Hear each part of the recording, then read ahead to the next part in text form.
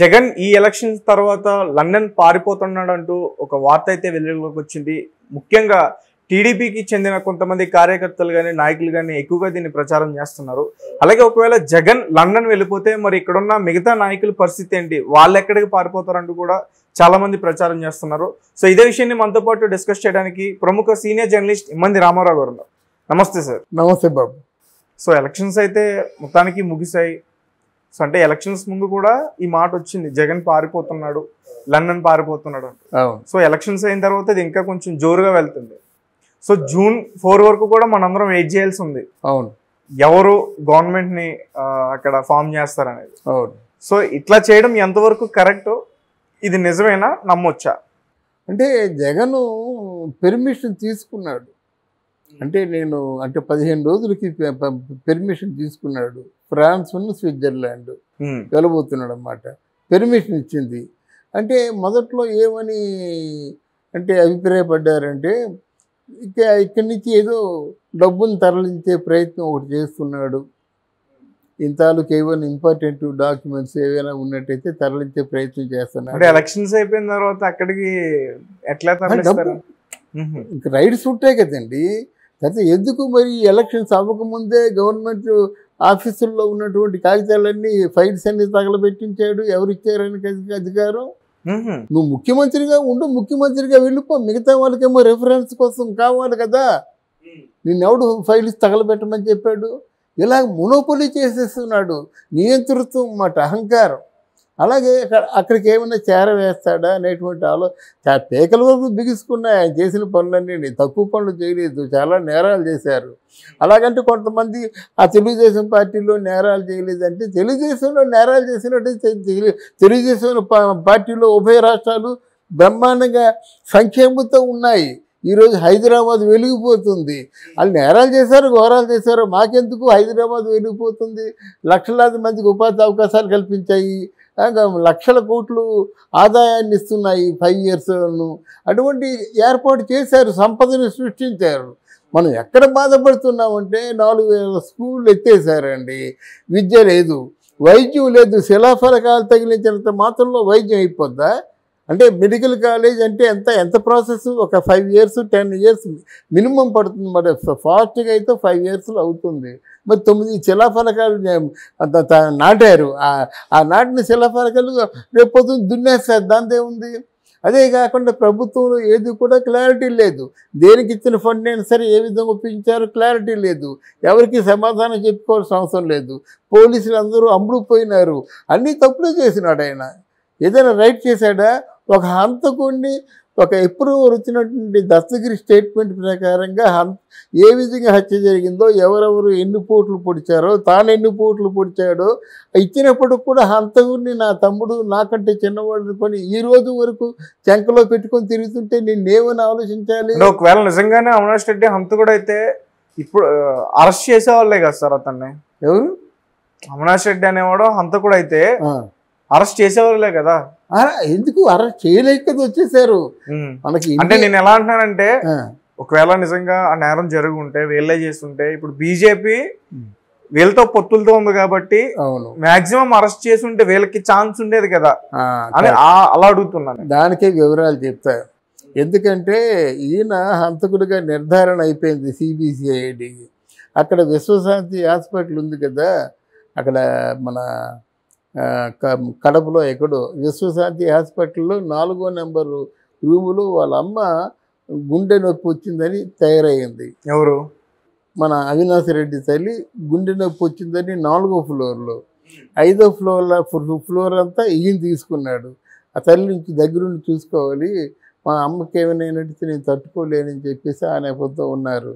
కిందేమో force వచ్చింది మాట, కేంద్ర బలగాలు వచ్చాయి, మన స్టేట్ బలగాలు, పోలీసు బలగాలు వచ్చాయి అరెస్ట్ చేయడానికి.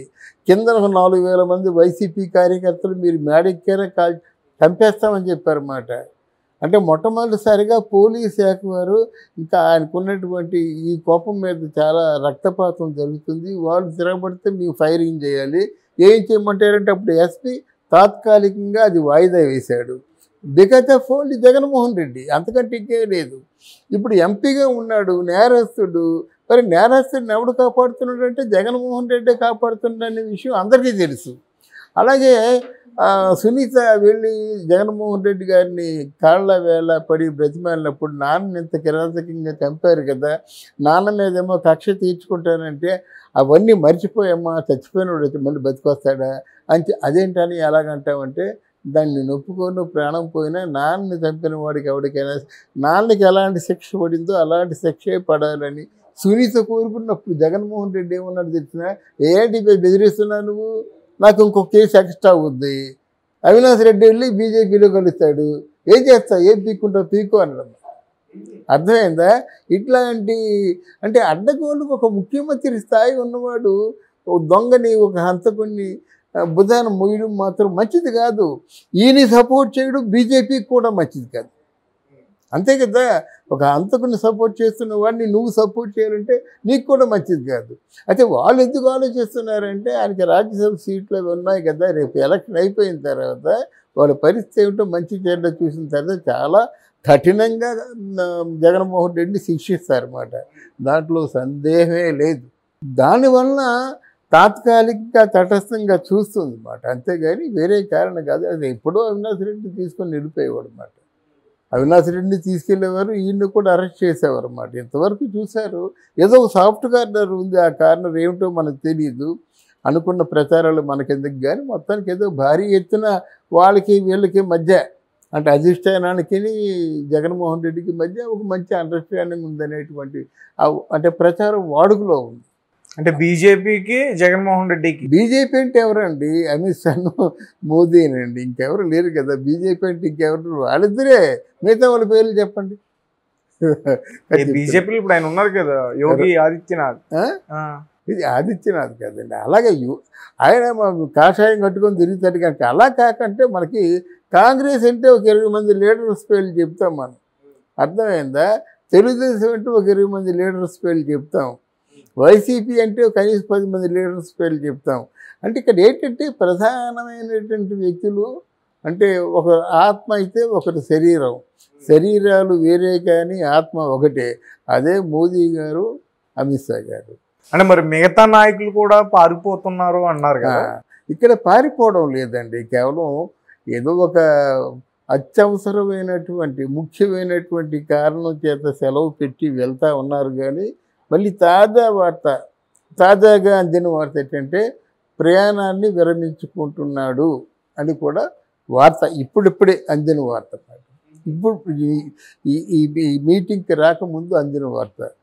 వెళ్ళటం లేదు, ఉంటున్నాడు. అంటే ఎందుకు అంటే ఎలక్షన్ అయినంత వరకు ఉంటాడేమో, బహుశా ఎలక్షన్ రిజల్ట్ అయిన తర్వాత నెక్స్ట్ ఏదో ఏర్పాటు చేసుకుంటాడేమో, తెలియదు కదా. ఏర్పాటు చేసుకోవడానికి కూడా అవకాశం లేదు. ఈయన ముద్దాయి కదా, ఏదో 10 రోజులు 15 రోజులు అంటే ఇస్తారు. కానీ ఇదంతా అయిపోయిన తర్వాత ఇంకా ఇక్కడ ఆంధ్రదేశంతో పనే ఉంది. 10 రోజులు 15 రోజులు అనేవాడు సంవత్సరాలు ఉండొచ్చు కదా. మళ్ళీ ఆయన తీసుకురావాలంటే చాలా ప్రాబ్లమ్స్ ఉంటాయి కదా. ఇప్పుడు అటువంటి ఆలోచనతో ఏకంగా వెళ్ళిపోదామని ఆలోచనతో ఉన్నాడేమో తెలియదు. కానీ తాత్కాలికంగా మాత్రం ప్రయాణాన్ని వాయిదా వేసుకున్నాడు. ఓకే సార్, అంటే జగన్మోహన్ రెడ్డి గారి వరకు ఇప్పుడు మనం పక్కన పెడితే మిగతా నాయకులు అంటే రోజా గారు కానీ, కొడల నాని గారు కానీ, పేరు నాని గారు కానీ, అనిల్ కుమార్ యాదవ్ గారు కానీ, అమ్మటి రాంబాబు గారు కానీ, వీళ్ళందరూ నాశనం చేశారండి జగన్మోహన్ రెడ్డి. అన్నా అన్నా అని పిలిస్తేనే మొత్తానికి ఏంటంటే పాతాలను తొక్కేశారన్నమాట. రోజా ఏమిటండి, ఆ తెలుగుదేశం తాలూకు ప్రోడక్ట్, తెలుగుదేశం డిస్కవరీ. ఆవిడకి ఏమో టూరిజము, తర్వాత కల్చర్, స్పోర్ట్ అథారిటీగా ఇస్తే ఆ టూరిజము చేయలేదు, స్పోర్ట్స్ ఏదో ఆట ఆడుకున్నారా ఏదో పెట్టారు, కానీ అది కూడా లేదు. ఇకపోతే కల్చరల్ అఫైర్స్ ఏం చూసిందండి? టూరిజం అంటే ఆంధ్రప్రదేశ్ అందాలు చూసొద్దాం రండి అని నేను గవర్నమెంట్ అంటే ఆల్ ఇండియా రేడియో స్టేషన్లో మొట్టమొదటిసారిగా డాక్యుమెంటేషన్ చేశాను. ఓకే, అది 18 కేంద్రాల్లో ప్రసారం అయింది ఇమంది రామారావు పేరుతోనే. దానికి కొంత రిఫరెన్సు టూరిజంలో ఉన్న అంటే శివనాగిరెడ్డి అని ఉన్నాడు, ఆయన రిఫరెన్స్ ఇచ్చి చాలా మెచ్చుకున్నాడు. విశేషం ఏంటంటే టూరిజం అని చెప్పేసి కనీసం ఆ పేరుకైనా మొత్తం ఆంధ్రదేశంలో ఉన్నటువంటి అందాలన్నీ చూసి వచ్చావా? నువ్వు ఆస్ట్రేలియా వెళ్ళిపోయావు, నువ్వు అమెరికా వెళ్ళిపోయావు, నువ్వు ఇంకెక్కడ స్విట్జర్లాండ్ వెళ్ళావు, ఏదేదో అకౌంట్లో ఓపెన్ చేసుకోవడానికి డబ్బునేమో తరలించడానికి ఎట్లాంటి ప్రయత్నాలు చేసావు. కానీ నువ్వు టూరిజం ఏం చూసావు? కల్చరల్గా అంటే ఉన్నతమైనటువంటి మన సంస్కృతి అంటే సాంస్కృతిక పరంగా ఇటువంటి పునరుద్ధరణ చేసావు. స్పోర్ట్స్ అథారిటీ అంటే కబడ్డీ ఆడితే అయిపోతుందా?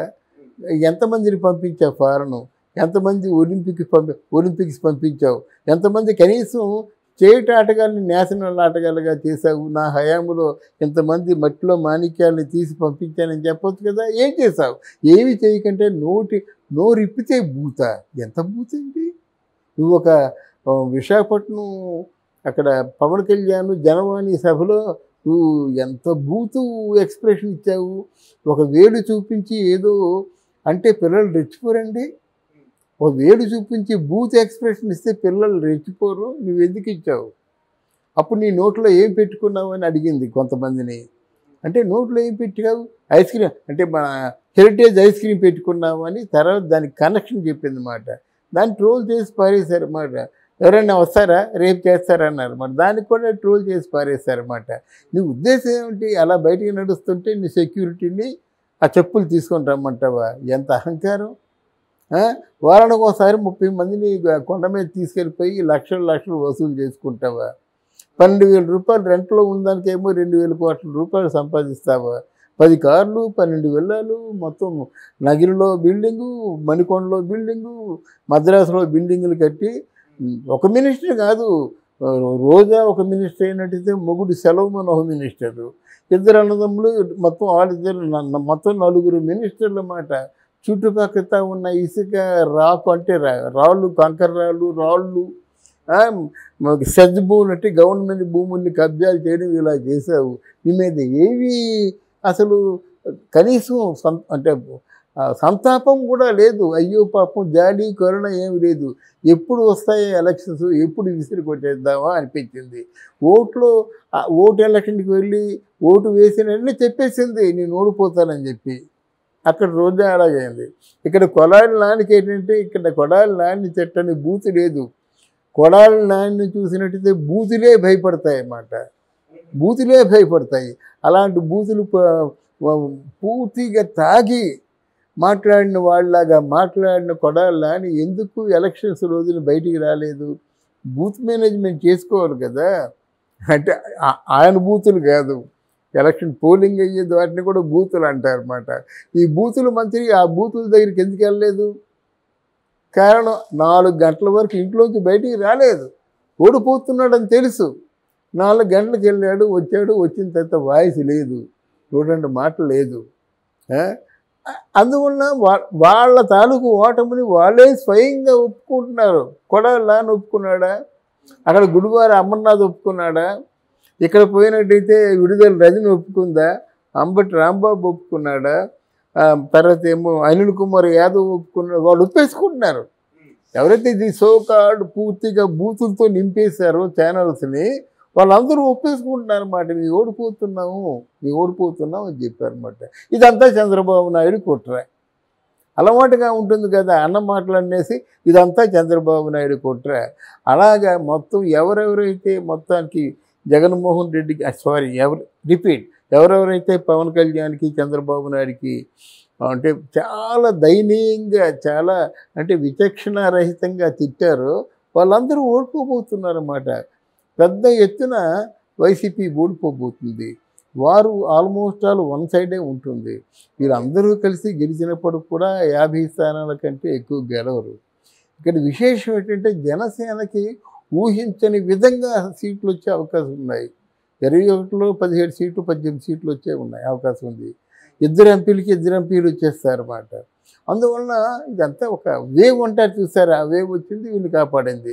వాళ్ళు మాత్రం కింద మీద పడతారన్నమాట. వీటన్నిటికీ మూలకారకుడు సజ్జల రామకృష్ణారెడ్డి మాట.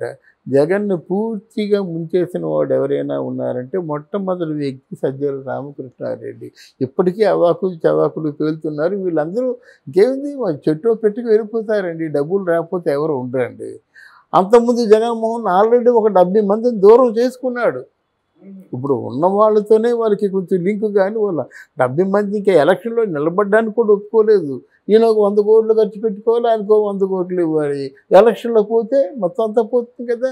ఓ జీవితకాలం సంపాదించినటువంటి ప్రాపర్టీ అంతా పోతుంది కదా.